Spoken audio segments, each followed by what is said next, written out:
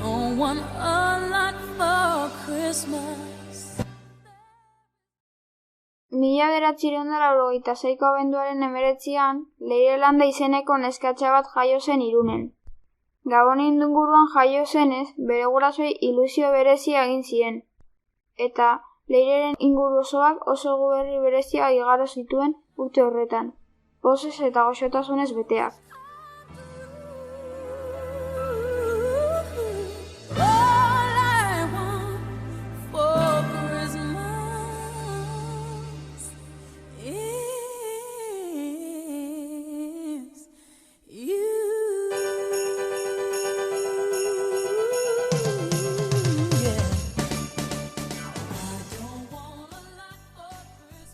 Leire oso azkar hasi zen zutik jartzen eta oinez ibiltzen. Bazirudien hanka magikoak zituela. Ibiltzen hasi bezain pronto, Olentzeroak futboleko baloi bat oparitu zion. Begira zer oparitu izun Olentzero. Esan zion bere aitak. Bai, baloiarekin nahi duzen txoko guztietan jolastu zaitezke. Esan zion ama. Eta amak esan bezala, txoko eta plaza guztietan baloia erabiltzen hasi zen. Leire, goazen herriko plazara jolastera. Esan ohi zion Leiren anaiak sarri. Bai, goazen jolastera, egura emango dizut, ikusiko duzu. Erantzun zion Leirek pospozik.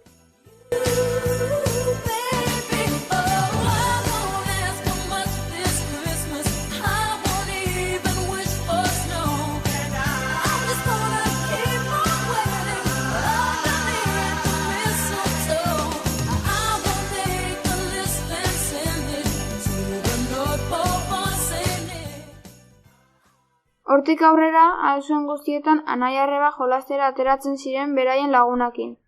Eta horrela, pixkanaka, plaza inguruan zebilen jendea txundituta gelditzen hasi zen, Leireran jolasteko abileziarekin.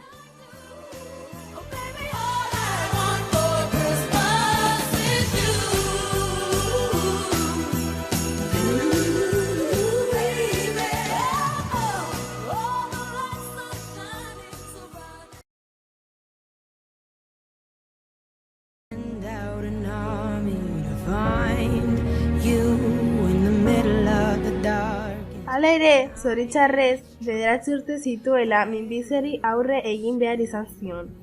Leire ez zen eskolara joaten, ezin zuen. Garaiko gorro eta zaila izan zen ura. Hori dela eta egunero joaten zitzaien norbait bisitan. Familiaz gain, lagunak ere altzuten guztietan etortzen ziren. I'll be your shelter, I'll be your armor. I hear you whisper underneath your breath. I hear Zer modu zaude Laztana? Galetu zion behin Goxokiramak. Asko sufritzen ari naiz, baina zuen eta lagunen bizitekin hobeto sentitzen naiz. Leirek 2 amets bete nahi zituen ospitaleko leihotik begiratzen zuenean. Minbizia sendatzea eta futbolean jolasten jarraitzea. Ospitaleko telebistan altzuen guztietan futbola jartzeko eskatzen zien gurasoei. Aita, jarri galko partida, mesedez. Eskatu zion aitari. Ez alduzu hobea deskantzatzea? Aitak eskatuta zegoen. Ez, futbol ikusi nahiko nuke. Berriz Leirek. Ados, baina gero lo egin beharko duzu. in the middle of the hardest fight, it's true. I will rescue you. I hear the whisper underneath your breath. Tratamenduaren ondorioz, hilerari zitzaion Leireri. Hasieran egun gogorrak pasatu zituen. Baina halako batean, Bartzelonako Iban de la Peña jokalari ikusi zuen telebistan, 23 zenbakiarekin haren bizkarrean. Iban Leire bezalakoa zen, buruzoia. Eta hortaz, Leire identifikatuta sentitu zen. Une horretan, poza, indarra eta bizitzeko grina sentitu zituen. Lastera aterako zaizu ilea, Leire. Lasai egon. Esan zion lagun batek behin. Orain lasaiago nago. Iban telebistan ikusi nuenetik berriz ere ongi sentitzen hasi naiz neure buruarekin. Ilea ez izatea ez du esan nahi ezin dudanik futbolean jolastu. Hori, Leire. Hori ikusita gurasoek de la Peñaren bisera oparitu zioten, 23 zenbakiarekin. Bisera hori bere altxorra bihurtu zen betirako. Oh, I will rescue you.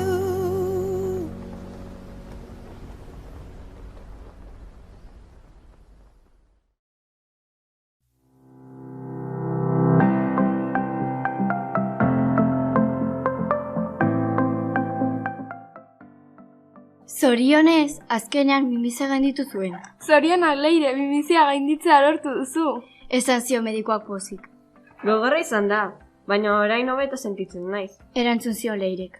Neska indartsua eta borrokalaria zara. Berriz ere medikoak. Zorionak Leire, oso harro gaude zutaz. Esan zion amak emozioz negar egiteko zorian. Eskerrik asko, ama, oso pozik nago.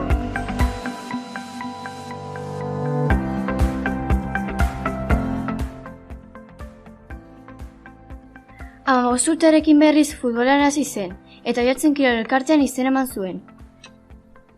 Kaixo, Leire naiz eta zuen taldean izen eman nahiko nuke. Kaixo Leire, noski, ez dago arazorik, baina dokumentua bete behar duzu lehen. Esan zion Oiartzun Kirol Elkarteko arduradunak. Ados, orain beteko dut, gogo handia dut futbolean hasteko.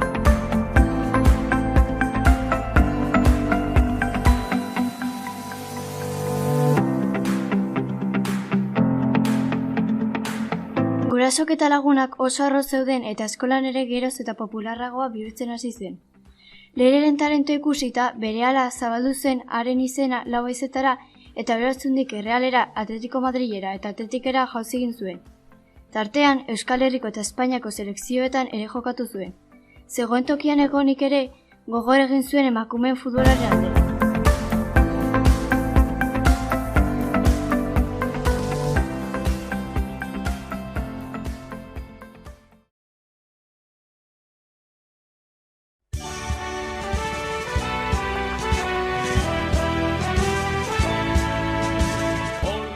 Ikusi dugun moduan, Leireren futbol bilbidea oso emankorra izan zen.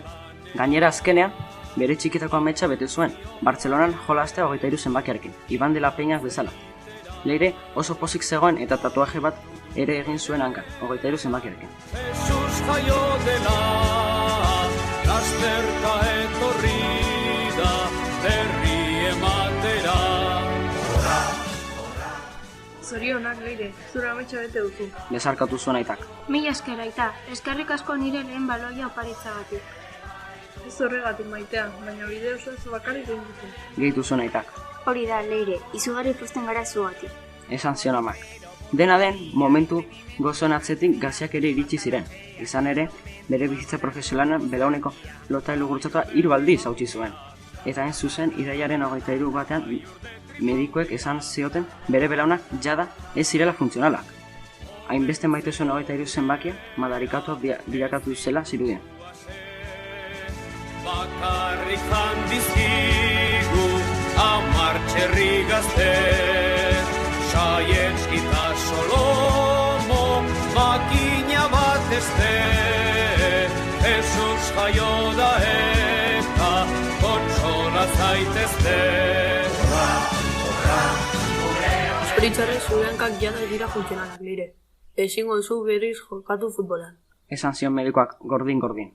Ze? Ziur zaude horretaz? Fra guztiak egin dituzu, Leireren aita bere honetik atzerata zegoen. Ezin dira zindatu? Ama ere keskatua zegoen. Futbola utziko dut orduan. Leirek bere bizitzako erabakirik gogorrena hartu behar izan zuen. Aiur de tripa hundia.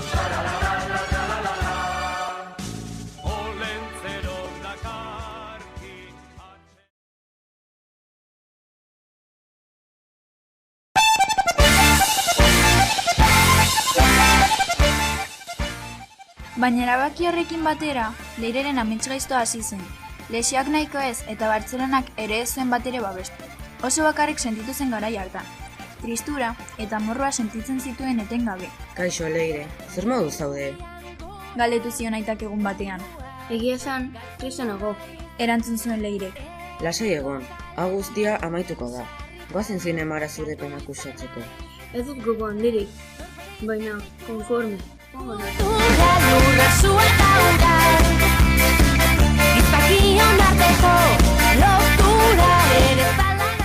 Handik ateratzean, aitak sorpresa bat eman zion. Hondarribiko taldeak omenaldi bat prestatu zion Leireren beste lagun eta familiarekin batera. Leirek sekulako poza sentitu zuen barruan. Ez zegoen bakarrik, inguruan maite zuen jende mordoa zeukan.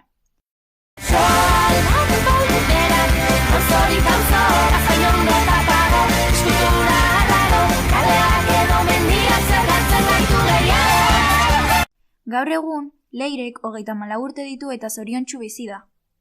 Gizarte zitzailea da zerretxe batean, eta berak bizitza hain gaizki pasatu ondoren, orain gaizki pasatzen ari direnei laguntzen die. Hori bilakatu da bere bizitzako partidarik garrantzitsuena. Aurrean daukaguna